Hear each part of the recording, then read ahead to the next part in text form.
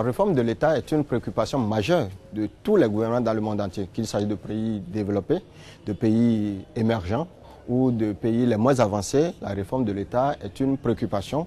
Pourquoi? Parce que les transformations de l'environnement international et interne de l'État exigent que l'État ait les capacités nécessaires pour s'adapter à ces exigences et s'adapter également aux attentes réelles des citoyens aujourd'hui. Donc la réforme de l'État n'est pas une préoccupation spécifique du régime de la rupture. Mais le régime de la rupture a posé comme réforme de l'État comme une condition nécessaire au développement. Pourquoi? Parce qu'à un moment donné, tout le monde est conscient que le Bénin est malade. L'administration publique est sclérosée. Le modèle politique béninois s'est profondément transformé et on doit tenir compte de ces nouveaux enjeux tant sur la scène interne du Bénin que sur la scène internationale. Donc face à ça, il est normal pour tout régime d'aller vers la réforme et la réforme s'entend comme l'ensemble des actions qui sont menées par les pouvoirs publics pour transformer l'État, pour améliorer le fonctionnement de l'administration publique. Et dans le cas spécifique des pays les moins avancés ou du Bénin, c'est pour redéfinir un nouveau type d'État.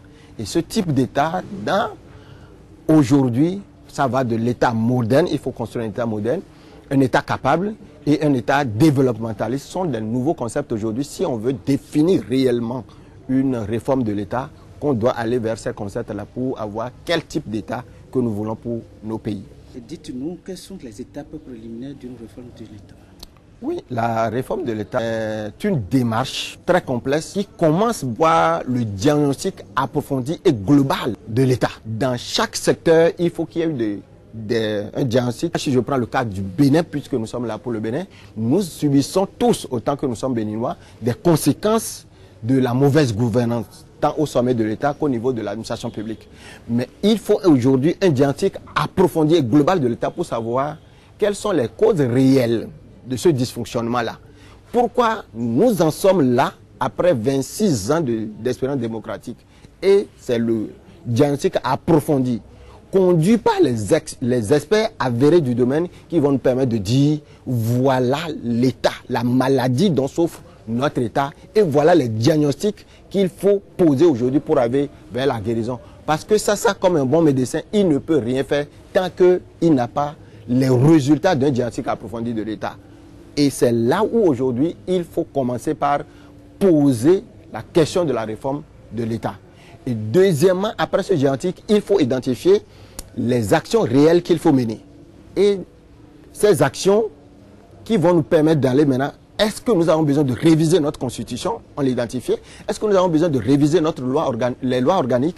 Est-ce que nous avons besoin de réformer profondément peut-être la question de la gestion des ressources dans la fonction publique pour qu'on ait une administration efficace? C'est le diagnostic qui nous permettra d'aller vers ces différentes étapes dont je suis en train de parler. Mais le point de départ, c'est le diagnostic approfondi. Dans votre domaine de l'enseignement aujourd'hui, en tant que chercheur, quel est le problème qui touche réellement le domaine de l'enseignement au Bénin? Oui, et effectivement, dans le cadre de la réflexion sur la réforme de l'État, nous sommes une équipe conduite par le professeur Médé, qui je rends hommage ici. Et depuis 2013, nous avons publié un ouvrage sur la réforme de l'État, qui est un ouvrage collectif, dont ceux qui s'intéressent à la question de réforme de l'État aujourd'hui doivent s'intéresser, doivent lire pour savoir ce qu'on entend par réforme de l'État et dans quel sens il faut conduire l'État. Dans ce diagnostic, il a été révélé au niveau de l'enseignement supérieur pour que les universités publiques aujourd'hui doivent passer de l'enseignement classique au système LMD. Et ce système est un système exigeant, tant pour les enseignants que pour l'apprenant. Parce que la responsabilité du système LMD repose sur l'enseignant. Il va falloir aller vers la réforme des programmes d'enseignement pour l'adapter d'abord à ce système LMD. C'est vrai, au niveau de l'État, il y a des dispositions ou des instruments juridiques qui ont été pris pour que l'État puisse être dans le système LMD. Mais ce système LMD ne peut être réel qu'il y ait de réel accompagnement. Nous avons aujourd'hui dans nos universités des facultés ou des instituts qui livrent seulement, qui donnent les résultats de moins de 10%. ça veut dire qu'il y a un malaise. Et ce malaise-là, on doit pouvoir le diagnostiquer. Et dans ce diagnostic, il est révélé qu'il y a la responsabilité des apprenants, il y a la responsabilité également des enseignants, et il y a la responsabilité de l'institution même, c'est-à-dire l'université en tant qu'institution qui est chargée de former ces gens, et il y a la responsabilité également de l'État ou du gouvernement qui est chargé d'accompagner l'université pour former les produits dont l'administration publique a besoin, ou le marché du travail de façon générale a besoin pour le développement. Et le développement ou la réforme de l'État commence d'abord par la réforme du système de l'enseignement, parce que tant que nous n'avons pas des gens bien formés, nous ne pouvons pas prétendre à la réforme de l'État, parce qu'il faut des gens pour animer les institutions. C'est très important en matière de réforme de l'État. Quelle piste pouvez-vous suggérer aujourd'hui à la commission mise en place par le président Patrice Talon pour s'occuper de ces questions au Bénin? Je voudrais d'abord féliciter le président d'avoir été élu aussi brillamment, mais aujourd'hui nous sommes à la face de la réalité du pouvoir et de la gouvernance publique. Et face à cette réalité, ça demande des méthodes, ça demande de nouveaux comportements, ça demande de nouvelles réflexions, ça demande la mobilisation des forces, de toutes les forces nationales pour aller vers la réforme. Je salue également la commission qui a été mise en place, mais aujourd'hui, pour qu'on en arrive à cette commission, je l'ai déjà dit, il faut d'abord partir d'un diagnostic. Quel type d'État nous voulons créer? Parce que notre État, il faut vous dire la vérité, est à construire. De tout point de vue, notre État a construit tant le malaise est profond dans tous les secteurs. Et c'est pour ça qu'il faut partir d'un diagnostic pour dire, avant d'arriver à la commission, quel est le malaise, la profondeur de ce malaise-là, pour arriver aux actions. Et cette commission pourra voir à travers ce tableau-là ce qu'il faut faire. Mais il s'est fait que la commission a été mise en place sans ces étapes-là. Et j'espère pour cette commission de mener effectivement ce diagnostic de façon approfondie, d'impliquer également tous les acteurs susceptibles de contribuer à la qualité du rapport qui va être déposé, à la qualité de la relecture des textes fondamentaux, la Constitution et les lois organiques dont il s'agit également, pour qu'à la fin de ce processus, on ait un document fiable. Mais ça ne s'arrête pas à ce niveau-là. Il faut que cette réforme politique et institutionnelle, ça rime avec la réforme globale de l'État. Sinon, ça va être une réforme déconnectée des autres secteurs et le résultat attendu par le président Talon ne sera pas au bout du rouleau atteint. Ça va être un désagrément pour tout le peuple béninois. Donc je souhaite qu'il y ait une synergie entre ces réformes-là et les autres types de réformes à mener au sein de l'État. Est-ce qu'il faut appartenir d'abord à cette commission avant de leur envoyer des suggestions, ou bien tout citoyen peut formuler des suggestions et envoyer compte tenu de son domaine d'activité? A priori, c'est d'abord le comportement de la commission. C'est des grandes personnalités dont je salue l'expertise. Mais ce qu'on doit leur demander dans le cas d'espèce, c'est l'ouverture aux autres, la capacité d'écouter les autres. Et c'est à cette condition qu'ils vont faire appel à l'expertise extérieure, c'est-à-dire les gens qui ne sont pas membres et dont ils reconnaissent l'expertise pour dire, dans tel secteur, nous avons besoin de vos apports, et les gens là peuvent verser leur expertise. Tout citoyen également peut le faire à condition que la commission soit disponible pour les écouter. J'ai entendu le vice-président, M. Urbain, qui disait que la commission, le rapport peut être discuté au sein de la population entière du Parlement. Mais cela ne suffit pas. Parce qu'on sait comment les politiques conduisent la communication politique pour en arriver à leur fin. C'est pour ça, en amont, il faut intégrer l'expertise nécessaire, c'est-à-dire le point de vue de la grande majorité des populations béninoises, notamment ceux qui sont concernés par ces questions, ceux qui ont déjà fait des productions littéraires dans ce domaine-là, pour qu'ils puissent donner leur contribution déjà en amont, avant que les discussions populaires ou les discussions institutionnelles ne commencent sur la question. Est-ce que ceux-là qui ont fait des productions littéraires au Bénin doivent attendre que la commission les fasse appel, parce que peut-être la commission ne dispose pas d'un répertoire de ces productions-là? Ou bien vous, les chercheurs, vous approchez de cette commission? Oui, nous pouvons faire la démarche envers la commission, comme la commission également peut faire la démarche envers ces gens-là. Pourquoi? Dans un pays, qu'est-ce qui se passe normalement?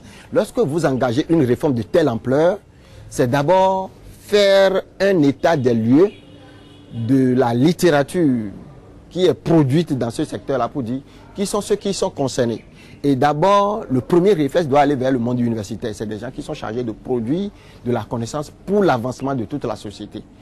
On doit aller vers ces gens-là, mais il y a déjà des universitaires dedans. Donc ces universitaires doivent se dire, dans notre secteur-là, est-ce qu'il n'y a pas d'autres chercheurs, il n'y a pas d'autres experts qui ont écrit sur la question? Donc ces universitaires aujourd'hui ont la responsabilité au sein de cette commission de faire cet état des lieux, comme nous disons souvent aux étudiants, la revue de littérature qui permettra d'identifier cela et de dire, nous avons lu votre document, mais cela ne suffit pas. On pourrait vous écouter vous-même pour que vous puissiez apporter ce qu'on appelle la littérature grise. C'est-à-dire c'est des choses qui ne sont pas dans les documents, mais qui peuvent contribuer à l'avancement d'une réforme de l'État.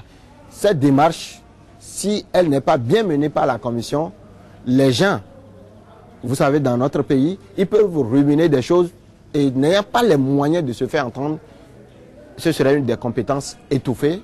Et là, on parlera de l'incompétence. Il y a des compétences qui seront étouffées du fait qu'on ne leur a pas donné la possibilité de s'exprimer. Au lendemain de ces réformes, quel type d'État vous imaginez avoir? L'État que nous imaginons, c'est d'abord un État moderne, un État développementaliste et un État capable. Ce type d'État vise l'efficacité globale de tous les appareils de l'État. Il n'y aura pas une institution qui va fonctionner encore sur la base de la personnalisation. C'est-à-dire, dès qu'un individu va pour un service public, on doit pouvoir lui offrir ce service-là. Et c'est de ça qu'il s'agit aujourd'hui, assurer l'efficacité de l'action publique en réduisant les coûts, c'est-à-dire les dépenses publiques. Et c'est de ça, c'est de cet état-là on doit aller vers cet état-là. Cet état repose sur des bases institutionnelles solides qui fonctionnent selon les règles et non selon les individus. Et selon les humeurs des individus, selon le comportement des individus. Non, c'est des institutions solides qui sont capables d'accompagner le secteur privé pour le développement, qui sont capables d'encourager toutes les initiatives privées, y compris la liberté de presse, pour que dans une démocratie, comme Amartya Sen l'a dit, qu'il n'y ait plus de pauvreté, en tout cas à ce niveau où on le constate aujourd'hui au Bénin.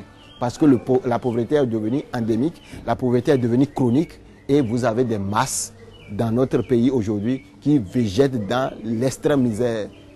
Et il faut y remédier à travers les différentes actions qui seront engagées. Sinon, les bases de notre économie sont des bases aujourd'hui fragiles, pour ne pas dire une base effondrée complètement. Il va falloir faire quelque chose. Et c'est le type d'État que nous devons dessiner. Et c'est le diagnostic qui doit nous permettre de voir ce type d'État que nous voulons pour notre pays. Les pays francophones ont hérité d'une administration postcoloniale qui montre aujourd'hui ses limites. Est-ce que déjà dans la sous-région, il y a un pays type que Bénin peut prendre, ou bien c'est Bénin, comme d'habitude, veut servir d'exemple aux autres pays? Bon, je ne dirais pas seulement dans la sous-région, mais en Afrique de façon générale, tous les pays sont à l'étape de balbutiement, comme on le dit en philosophie, c'est-à-dire qu'ils se cherchent sur le chemin de quel type d'État qu'il nous faut. Parce que, vous l'avez dit, nous avons hérité de la colonisation et l'État est d'aisance occidentale. La démocratie est d'aisance occidentale. L'administration est d'aisance occidentale. Après les indépendances, la tâche essentielle qui revenait aux dirigeants d'alors, c'est d'opérer une rupture pour adapter une architecture institutionnelle de l'État adaptée à nos réalités socio-culturelles. Ce travail n'a pas été fait. Ou les pays qui l'ont amorcé, les résultats sont là. C'est des crises répétées au sein du sommet de l'État où vous constatez des coups d'État partout en Afrique. Donc cette base-là qu'on devrait s'attaquer, à laquelle on devrait s'attaquer au départ, a été faussée. Il revient aujourd'hui, dans le cadre spécifique du Bénin, de partir effectivement de ce constat pour dire quel type d'État nous voulons pour le Bénin. Donc il n'y a pas aujourd'hui un exemple type dont le Bénin peut s'inscrire dans la sous-région. Mais partout dans le monde, chaque pays fait des réformes. Vous avez le Canada, vous avez la France, où sous déjà le régime Sarkozy, on a parlé de la révision générale des politiques publiques, qui est une réforme globale de l'État qui a amené à des fusions, à des suppressions, et à ce qu'on appelle le démantèlement de l'État, c'est de faire de sorte que l'État soit plus simple, plus efficace sur les missions essentielles, les missions dans lesquelles l'État est capable d'apporter de la valeur ajoutée pour le service des citoyens. Merci beaucoup, professeur. Votre dernier mot à la fin de cet entretien? Merci également. Je voudrais dire, mes derniers mots, c'est à l'endroit du président de la République, c'est de faire en sorte qu'il il y ait l'éclosion des compétences dans notre pays. Qu'il y a des compétences cachées dans ces pays-là, que les régimes successifs ont étouffées. Il faut qu'on fasse tout pour détecter ces compétences-là et leur donner les moyens de contribuer à la gouvernance de l'État, à la réforme de l'État, pour que, au bout du rouleau, nous n'ayons pas à regretter que nous avons pris, comme l'autre l'a dit, une fausse voie.